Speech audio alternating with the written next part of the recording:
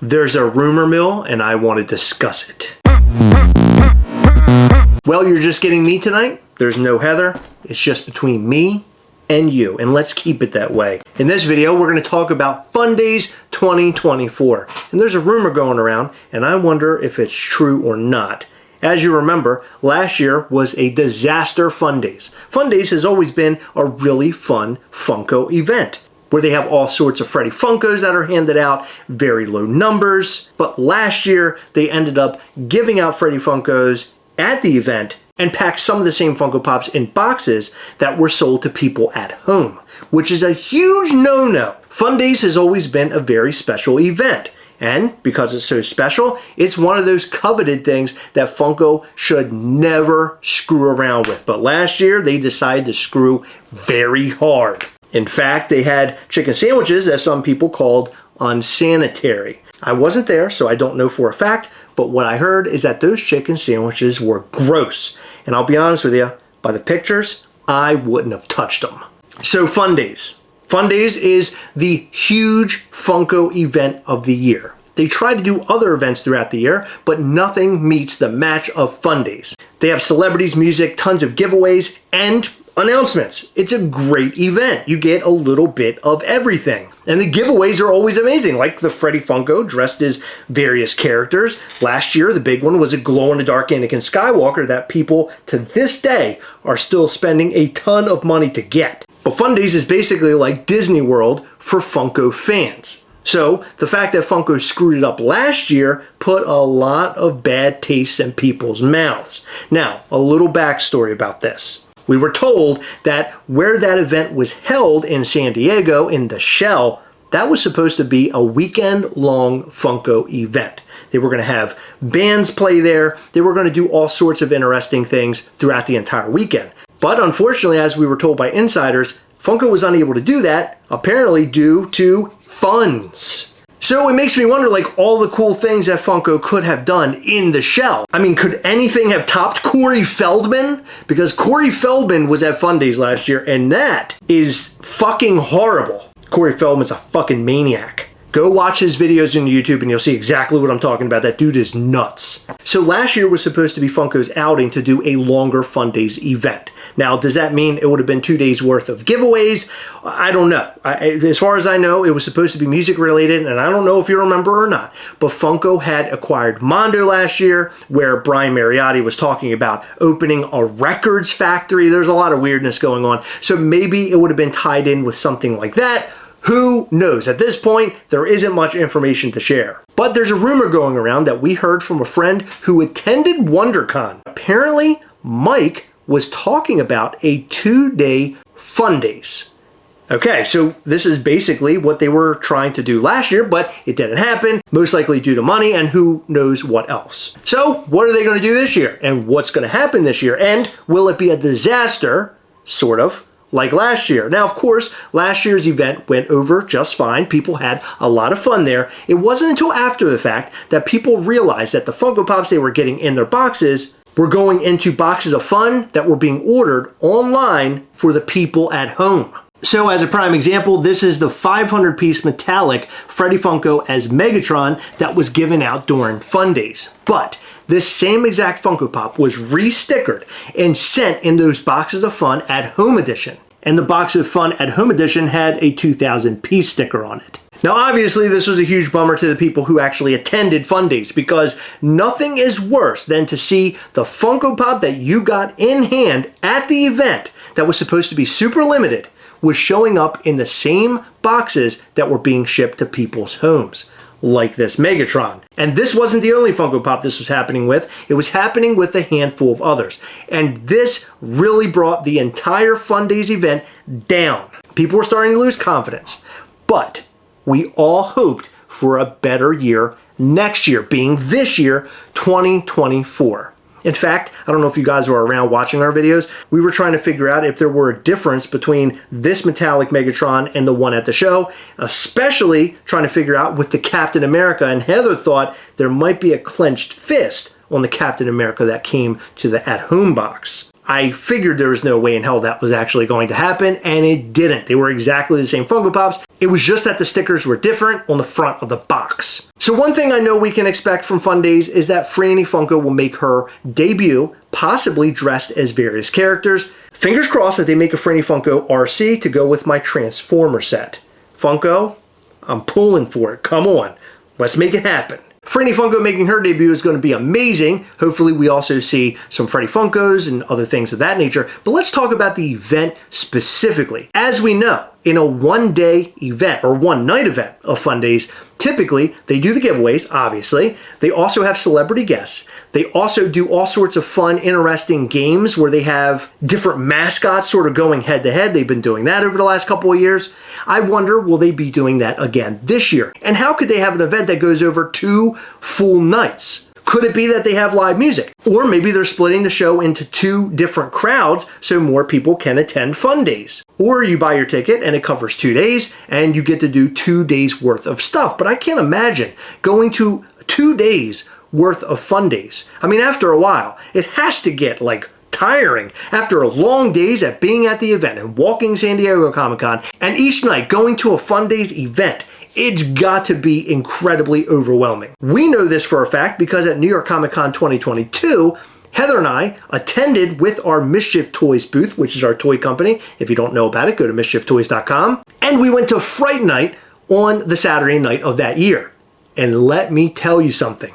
One thing that we wish they had there were chairs because our dogs were barking very hard. In fact, they barely had any food. They had barely any drink. It was an absolutely horrific experience. It was fun, glad I went, but horrific. So I can't imagine having 2 full days where I go to Fundays, although I do know that they offer chairs, so that's really great. But 2 days of events. What could that mean? And what could Mike Becker have up his sleeve?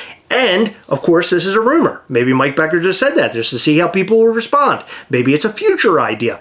Who knows? But I think this could introduce something really cool. And that is experience. Anytime you go to Fundays, it is lights flashing the entire time, constantly new people on stage with Mike Becker, all sorts of madness. And maybe they could slow that event down over the course of 2 days. Maybe Mike Becker can take a moment to sit down and do a Q&A session during Fundays. I don't know. Or they could have multiple bands play during the 2 days. Maybe they could have games involved or something. I don't know. I'm trying to rack my brain to imagine what you would pack into 2 full days of Fundays. I mean, it has to be amazing. It has to be crazy if it actually does happen. And I gotta tell you, that would be something I would definitely attend if it were over here on the East Coast. If I could get tickets, that is. And I really hope that they get good food this time. If they don't have good food, don't have any food at all, just booze up all the people who are gonna be there. That will be enough, Funko. That will be enough. How about dodgeball? How cool would that be? Have everybody dress up in those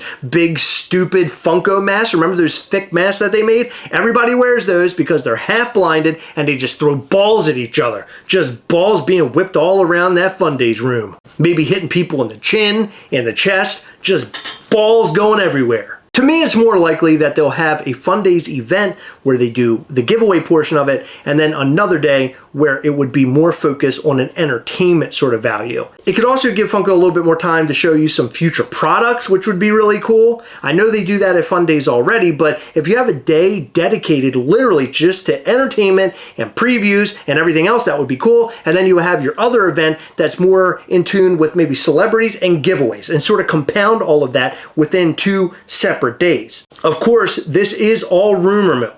Who knows if this is true? Who knows if Mike Becker is literally just saying that to get people talking like me in this video right now. Now, the fact that people stand in line and wait for Fundays every single year, they stand in line waiting for hours to get into Fundays, to be the very first person to get in there, sometimes overnight or even longer. Imagine doing that 2 days in a row, which makes me think that they're going to give you a schedule in advance so people know what to expect for both days. And I think this is a really smart idea considering what happened over at Bob's Big Boy.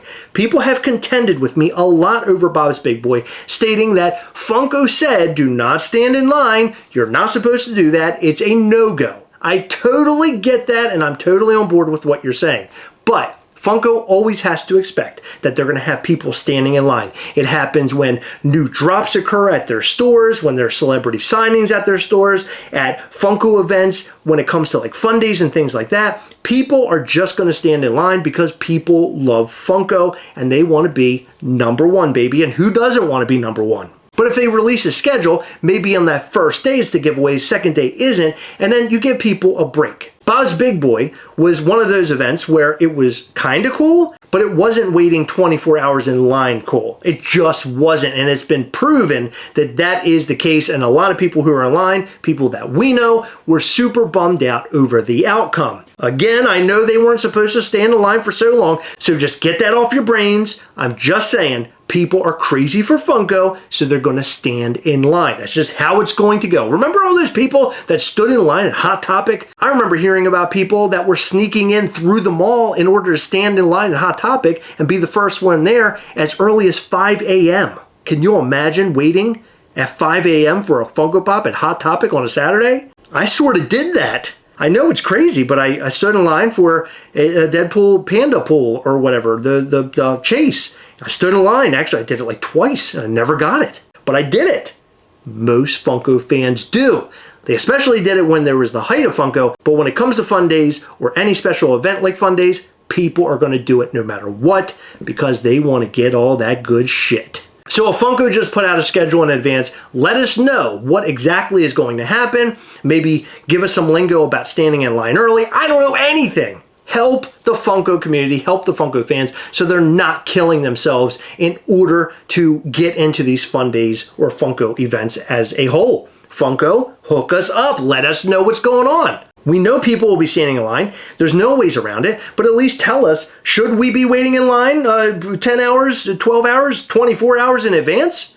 It'd be nice to know. A 2-day Fun Days would be absolutely amazing, thrilling, and something very different for Funko. They've never done a 2-day event like this before, where you go to Fun Days one day and you return for a second. Now, if that's actually what happens, or if that really is in the plans, if it does happen, that would be insanity. And hopefully Funko has learned from their mistakes in 2023. Obviously, I talked about that earlier in the video. It was a disaster. Funko, do whatever you can to make sure that these Funko Pops are sacred. Make sure that the numbers applied are the numbers applied. Do not double up on the boxes of fun at home because it is a mess. Nobody's asking for that. It's trash. Give the fans what they want. Experience, giveaways of really cool pieces, and Mike Becker. That's what we want out of a Fun Days, even if it's for 2 long days. And if Mike Becker is doing both days, somebody make sure that guy has a Camelback on. Because if he doesn't have a Camelback on, there could be a medical emergency for somebody who is constantly full of fire emoji, fire emoji, fire emoji. I want to know what you guys think about this rumor. I heard that it was posted up by a Funko News. I don't know if it was Dish Trackers or Funko Finders or who it was, but somebody posted it and then it came down. I don't know if it's because they found out that it is complete rumor mill or what, but it's something I wanted to talk about because a friend reached out, told us about it, and it got my little brain going. In every video, we like to shout out to some of our patrons from Patreon. In this video, we'd like to shout out to Ryan Drotar, David Shuck, Nathan Bakken, Clarissa V, Carlos Campbell, The Disgruntled Octopus, Celeste Crawford, Andy Vieloff, Simon Crook, and Casey Hewlett. Thank you guys so much for your continued support. I appreciate all of our patrons. You guys are amazing, and without you, we wouldn't be able to do half the things that we do right here on the channel. You guys are the best, and if you haven't already, hit that like button, hit that subscribe button, and hit that little bell. That way you'll know anytime we go live or post brand new content. You don't want to miss our content. We have fun right here every single day, and we go live every Sunday between 8 and 9 p.m. Eastern. It is a blast. Come and join up with us. Also, check out our Patreon at patreon.com/Gastlecast. You heard about it already in this video, but your support would be amazing, and you get some really cool perks in return, like seeing your name in every single video, and also being a part of a Google Meet chat every single month where we do giveaways. We also show you early Mischief Toys items and much, much more.